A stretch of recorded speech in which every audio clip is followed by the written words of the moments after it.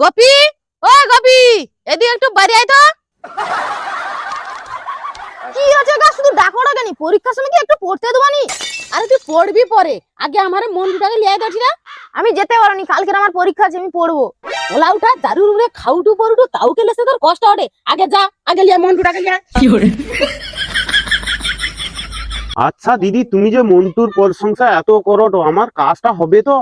তুমি কাজের কথা কও, মন্টুকে লেইলে তুমি দেখতে পাবো। ও মা, এই তো দেখো মন্টুকে লেসছি। লেসু দে। এই দেখো দাদা,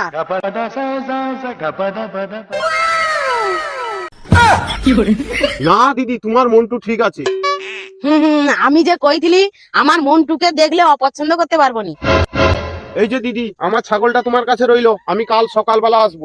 আচ্ছা দাদা ঠিক আছে, কাল সকালে যখন আসবো 500 টাকা হাতে করলে আসবো, নেইলে কিন্তু আমি ছাগল কিন্তু দুবনি। আর আমি কাউকে 1 টাকাও বাকি দেইনি। টাকা কিন্তু দেবো আমি, কিন্তু আমার কাজটা যেন ঠিকঠাক হয়ে যায়। আরে লালি বউর কাছে কেউ কোনদিন ঠকেনি, তোমার কাজ 100% হয়ে যাবে, তুমি যাও। কাজ হয়ে গেলে ভালো, আমার ছাগলটা তোমার কাছে রইলো, তাহলে আমি এখন আইছি। হ্যাঁ দাদা, তুমি নির্ভরসায় যাও, তোমার কোনো চিন্তা নেই। আমার মন্টুটা যেভাবে ইনকাম করি দাঁড়ে, মনে হয় এবছর আমি পাকার ঘরটা তুলতে পারবো। আয় আয় আয় মন্টু, আয়, তুমি ঘরে তুলি দিয়া চলে আয়।